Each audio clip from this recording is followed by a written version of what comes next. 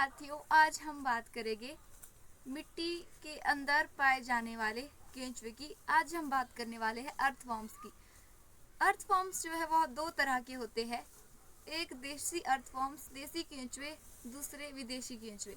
जो विदेशी केंचुए होते हैं वह सिर्फ गोबर को खाते हैं, गोबर को डिकम्पोज करते हैं और उसके बाद वहाँ से चले जाते हैं। लेकिन जो देसी केंचुए होते हैं वह गोबर में नहीं पाए जाते, वह गोबर को नहीं खाते हैं, वह मिट्टी को खाते हैं, पत्थर को, कच्ची रॉक जो होती है उसे खाते हैं और मिट्टी के अंदर बहुत नीचे पाए जाते हैं। तो वह क्या करते हैं, वह जमीन के अंदर छेद कर देते हैं।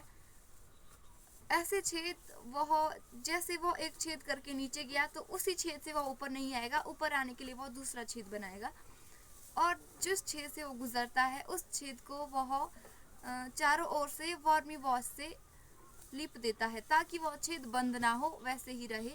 और उस छेद से जो है पानी और हवा अंदर घुसता है, पानी अंदर घुसता है और फिर वाष्प बनकर ऊपर आता है, जड़ों के पास रहता है। उन रिक्त स्थानों के बीच, जो मिट्टी के बीच रिक्त स्थान पाया जाता है, मिट्टी के कणों के बीच जो स्थान पाया जाता है उस कणों में वह पानी रुकता है। तो यह तभी संभव है जब पानी पहले जमीन के अंदर जाएगा। तो जो यह केंचुए है वह यह कार्य करते हैं।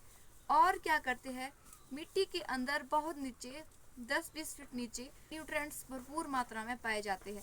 तो यह क्या करते हैं, यह केंचुए नीचे जाकर, जमीन के नीचे जाकर वहाँ की मिट्टी को खाते हैं और फिर ऊपर आकर उस मिट्टी को पौधे की जड़ों के पास बाहर निकाल देते हैं विष्ठा के रूप में। और इनके जो पेट में एक ऐसा यंत्र लगा हुआ है, जैसे इन्होंने 1 ग्राम पोटाश खाया, 1 ग्राम न्यूट्रिएंट्स खाया तो उसका 10 गुना यह बाहर विष्ठा के रूप में निकालता है। उसकी मात्रा बढ़ जाती है, वह 10 गुना और हो जाता है। तो यह नीचे जाकर उन न्यूट्रिएंट्स को खाता है और ऊपर जड़ों के पास उसे विष्ठा के रूप में छोड़ देता है। तो इस तरह से जो पौधे को है, एक तो न्यूट्रिएंट्स मिल जाते हैं, दूसरा पानी भी मिल जाता है वाष्प के द्वारा जो मिट्टी के अंदर जाता है। तो इस तरह से यह जो केंचुआ है वो हमारा मित्र है। तो यह केंचुआ जो है वो वहाँ पर नहीं आता है जहाँ पर फर्टिलाइज़र का यूज़ होता है, सिंथेटिक फर्टिलाइज़र का यूज़ होता है, केमिकल्स फर्टिलाइज़र का यूज़ होता है, क्योंकि वहाँ पर जो इसका शरीर है वो बहुत सेंसिटिव होता है और जो खाद होती है उससे यह जल जाता है, केंचुआ खाद से जल जाता है। तो वह वहाँ पर नहीं जाता है जहाँ पर फर्टिलाइज़र का यूज़ होता है। यह जहाँ पर फर्टिलाइज़र का, जिस ज़मीन पर फर्टिलाइज़र का यूज़ होता है उस ज़मीन में यह बहुत नीचे जाकर 10-20 फीट नीचे जाकर बैठा हुआ होता है, करता कुछ नहीं वहाँ पर, बस ऐसे ही बैठा हुआ होता है।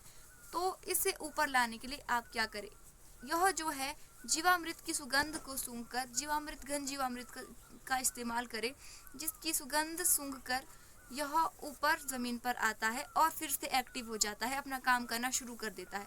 तो यह कहाँ काम करेगा, जहाँ पर जीवामृत का यूज़ होता हो, घन जीवामृत का यूज़ होता हो। और इसे काम करने के लिए जो है वह अंधेरे की आवश्यकता होती है। अंधेरे में यह ज़्यादातर रहता है, जहाँ पर सनलाइट डायरेक्ट पड़ती है वहाँ पर यह नहीं रहता है। तो अंधेरा कायम रखने के लिए, यानी कि अपने जो तौली सेब का तौलिया है उसमें मल्चिंग करे ताकि वहाँ पर अंधेरा बना रहे, जिस कारण से केंचुआ अपना काम अच्छे से कर सके। तो इस वीडियो में हमने जाना कि केंचुआ हमारा कार्य किस तरह से करता है, यह किस तरह से हमारा मित्र है, मित्र कीट है। तो यदि आप भी केंचुए को अपने बगीचे में लाना चाहते हैं तो जीवामृत का यूज़ करें, घन जीवामृत का यूज़ करें। मिलते हैं अगली ऐसी किसी नई वीडियो में, तब तक के लिए नमस्कार, धन्यवाद।